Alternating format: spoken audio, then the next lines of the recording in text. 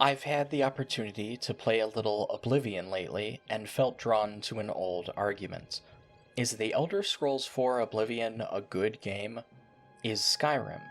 Which is better? Are either as good as Morrowind?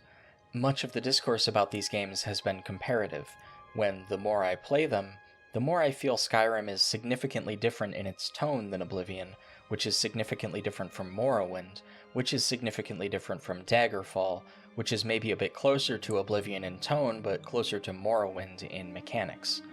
It's a matter of perspective, certainly, but while it's one thing to talk about whether a game is good or bad, it's another thing to talk about why and how. The worst thing to do is treat the issue as if it's so obvious there's no point in ever bothering to litigate it, or so flat that there can only be one answer.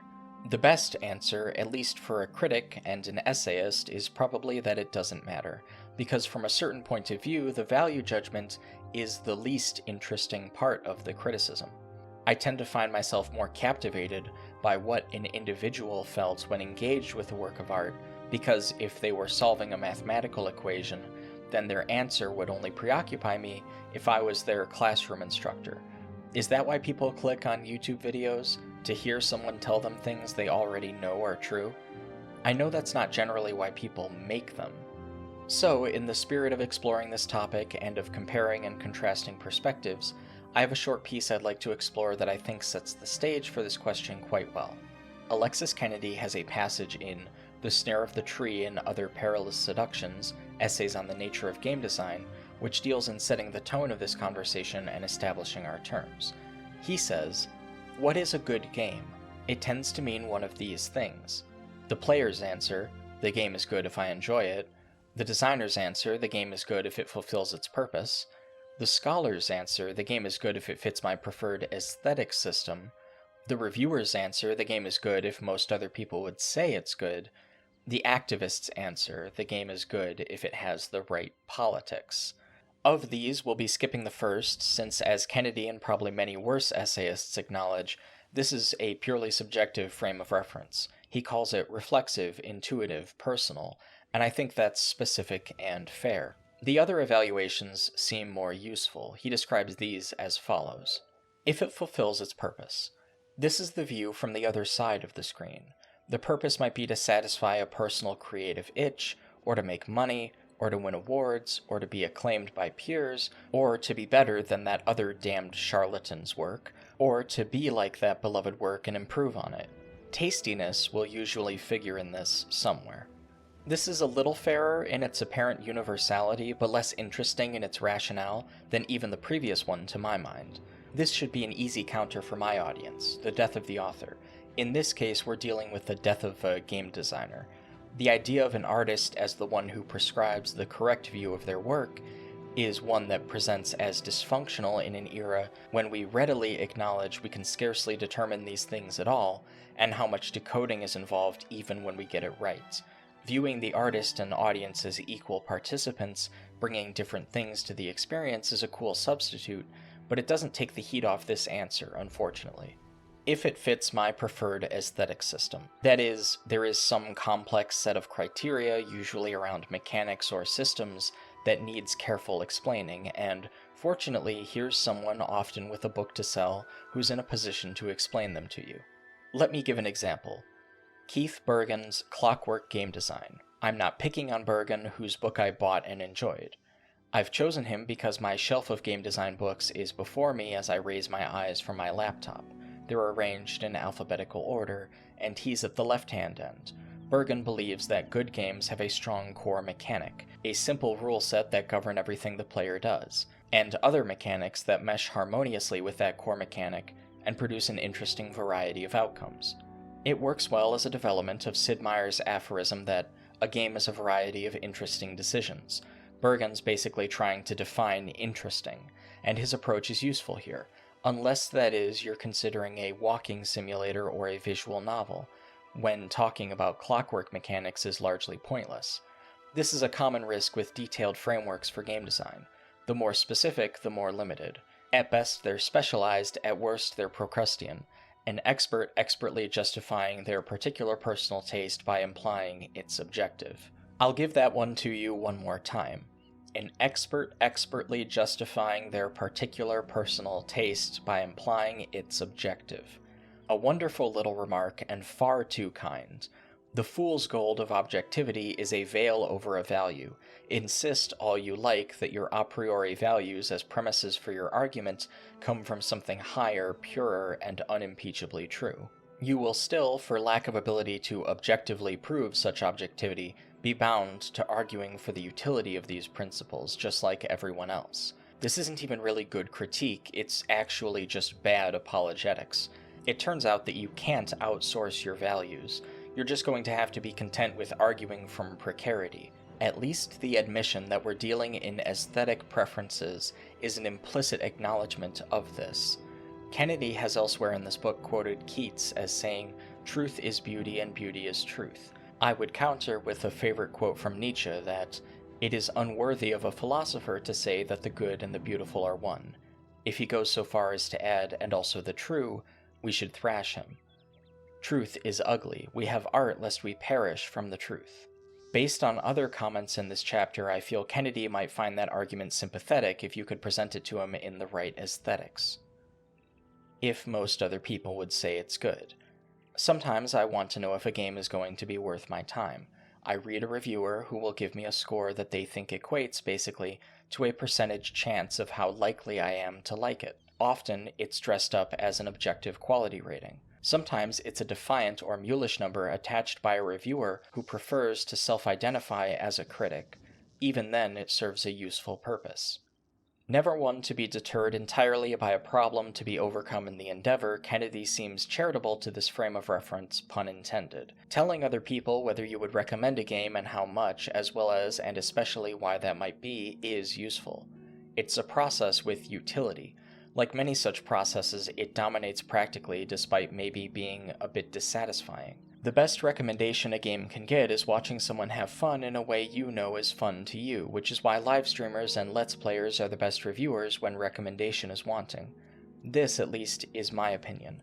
Kennedy is honest about the limitations of this framework without expressly expending much ink criticizing it. It's about what you think other people might think.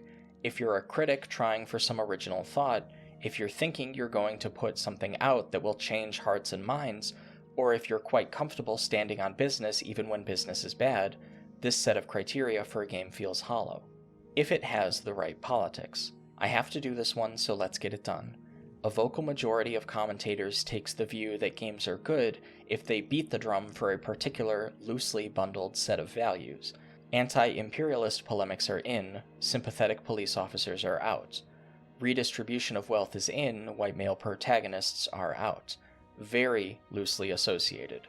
A vocal minority of commentators takes more or less the opposite view, although the association of these values is, if anything, looser. The majority view is based mostly on shibboleths that happen to have got fused together in the fires of internet arguments. The minority view is based mostly on a desire to oppose the majority view. All this reminds me mostly of Miss Prism, in The Importance of Being Earnest. The good end happily and the bad unhappily, that is what fiction means. 30 years ago, you could get airtime by complaining that games had too much violence and too few family values. Now you can get airtime by complaining that they have too much racism and too little gay romance. I'm tempted to note that the more things change, the more they stay the same. This is, however, so true that it makes Kennedy's observation appear trivial. On the one hand, if your main point of reference is internet culture, then this shift would, at least, have been true at the time this book was published years ago, although even then I would say Kennedy was a little behind the times. A greater indictment in the context of internet culture than it would be otherwise. The larger context looks even gloomier.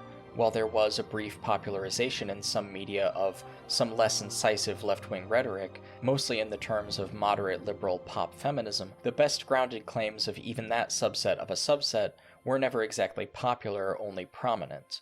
They were certainly never entrenched in the context of the incentives and power relations of established media, outside the scope of what we experience in the confines of the internet, making a backslide almost inevitable without more material change, and making that selfsame change more of an uphill battle. With that said, the observation of the parallel is not without merit. Moral hectoring is not incisive deconstruction. It's easier, maybe a bit tougher, to justify to an unsympathetic audience than a score out of 5, 10, or 100, but ironically faulty all the same. I say ironically because when audiences disagree severely with numerical scores about what other people say is good, they often tend to receive this criticism as if they were being judged for liking what they like, or as if the reviewer is not one of us, not like us, because they can't see what we see. The irony comes from how this treatment of the review, as existing mainly for its ability to command others, parallels these other treatments of morals and aesthetics. In fact, a significant amount of this discussion amounts to that same social utility. The value judgment is a question of the power to command. Paulo Freire might have argued that a critic of the arts, like a political commentator or educator, is commanding and taking charge of another person by foisting a value judgment upon them. I can only speculate, I do not know. So, we've come full circle. These are the common arguments as Kennedy accepts them, and so far, the worst argument is the one with the best utility. A game is good if I enjoy it, or, to draw Kennedy's preferred distinction between pleasure and good as stated at the end of this chapter, a game is good if I'm glad I played it. These are a bit definitional, which makes them great answers if you're wondering what I mean by the phrase, and terrible ones if you were looking for some deep technical answer. Maybe there isn't a deep technical answer, but I wouldn't want to leave without suggesting one that I find to be more fitting. So here goes. A good game is only conditionally observable. Kennedy's observation about the subjectivity in these standards is instructive here. Goodness is fractal and dependent upon our priors, but when we observe what elements of the craft of creating a work of art are necessary for artists in that medium to learn, we can see what rules we need to know before we can break them with intentionality.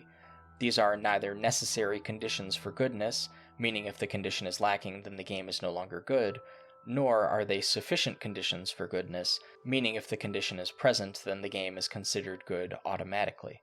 In Strunk and White's The Elements of Style, White observes that Strunk's instructive notes about how writers should write, what are the rules, are meant, even by the professor's own admission, not to be inviolate, but rather to require compensating merit to transcend. You can break the rules, but you had better break them intentionally, because you're getting something out of it. So we have an understanding that there's an agreed-upon consensus of craft, a combination of the scholar's answer and the reviewer's answer, I think, but there's also an ill-defined horizon at which the work is aimed that the audience is supposed to receive, or that the designer is supposed to press towards, itself a combination of the designer's answer and the player's answer together.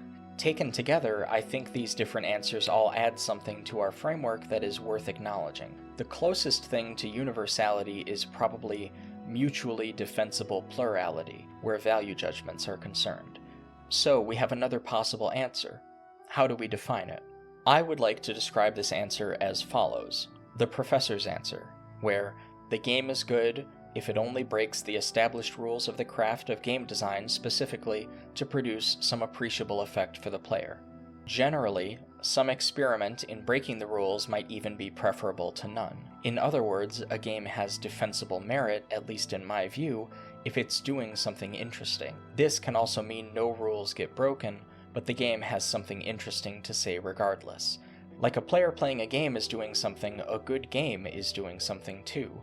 And that good thing it's doing doesn't have to be enjoyable or pleasurable, only the kind of thing we're glad we experienced, or that contributes in some sense to our sense of ourselves and the world. What I like about this answer, more than it being contrived in response to Kennedy's work in an attempt to synthesize his ideas, is that it redistributes the value judgment across a few separate domains: the culture, the artist, the audience, the past, and the future. We have to remember the long tradition of artists like Vincent van Gogh, remaining unappreciated in their time, but becoming beloved later on, and the endemic issue of artists struggling economically despite the merit of their work. There is no one barometer, but at a basic level, we're talking about a value judgment here. What makes a value? A virtue. We can't condone outsourcing our judgment to further standards that invisibilize our own accountability to our own ideas. Sometimes I think, or in my opinion, is implied, but it can never be erased.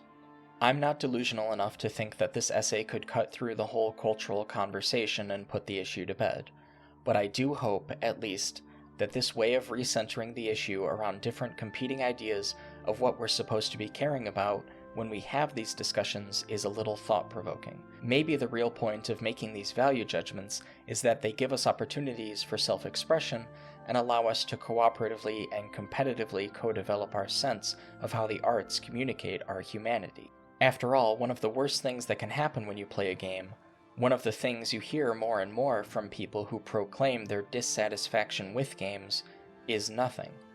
The worst thing is not to care. Anger and frustration are difficult to cope with, but if gaming fails more and more to evoke a sense of meaning, a sense of feeling on any deeper level, then we've entered into a depression. Not the presence of negative emotions, but the absence of any emotions. That might be the worst thing.